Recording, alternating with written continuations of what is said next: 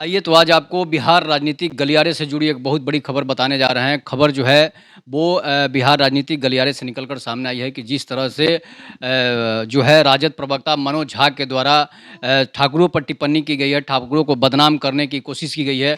उसके बावजूद जो है आनंद मोहन जी का जो है बयान आता है, उनके प्रतिकार के रूप में उनको जो है जवाब देते हैं। इसके बाद चेतन आनंद का भी बयान आता है, लेकिन बीजेपी और इंडिया गठबंधन और इंडिया गठबंधन के लोगों के द्वारा कोई इस पर प्रतिक्रिया नहीं आता है। उसके बाद होता क्या है कि बिहार में राजनीतिक भूचाल सी आ जाती है और बिहार में जो है जदयू के नेता जो हैं इस प्रतिक्रिया को जो है वो अपने पक्ष में नहीं लेते हैं और अपने पार्टी के न बताकर वो बताते हैं कि मुझे इस बयान से कोई लेना देना नहीं है। उसके बावजूद जो है क्या होता है, उसके बावजूद जो है जदयू और राजद के नेताओं में आपसी खींचातान चालू हो जाती है।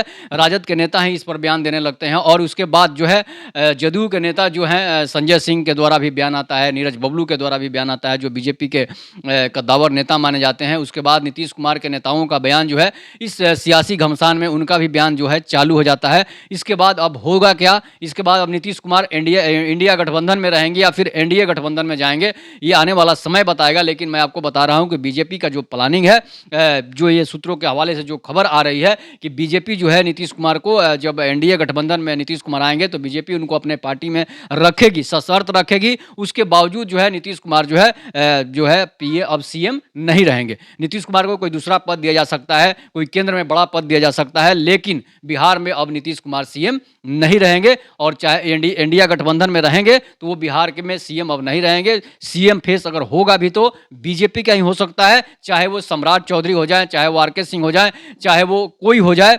चाहे वो जो भी हो, बिहार के जो सीएम कैंडिडेट हो सकते हैं, वो बीजेपी का ही सीएम कैंडिडेट हो सकता है। तो नीतीश कुमार अगर पार्टी में आ भी रहे हैं तो बीजेपी अब उनको सीएम कैंडिडेट नहीं बनाएगी, इसलिए कि बार बार भागते हैं, आते हैं, जाते हैं। उसके बावजूद पार्टी की छवि खराब होती है, लोग उनको पलटू राम भी कह देते हैं। ये लालू प्रसाद यादव के द्वारा ही कहा गया था। उसके बावजूद भी नीतीश कुमार उसी पार्टी में जाते हैं और उस पार्टी का फिर से पाला बदलते हैं। अगर उस पार्टी से फिर भाग कर आते हैं, अगर एनडीए गठबंधन में आते हैं तो बीजेपी जो है उनको तो रखेगी। बहुत सारे नेताओं का भी बयान आ रहा है कि हम अगर नीतीश कुमार पार्टी में आते हैं तो उनका काफ़ी स्वागत है। उसके बावजूद नीतीश कुमार जो है अब सीएम पद का उम्मीदवार नहीं होंगे। अब नीतीश कुमार बड़ा पद पर जा सकते हैं, केंद्र में जा सकते हैं, लेकिन बिहार में जो है नीतीश कुमार अब सीएम का पद नहीं ले सकते हैं, उनको सीएम पद पर नहीं रखा जा सकता है।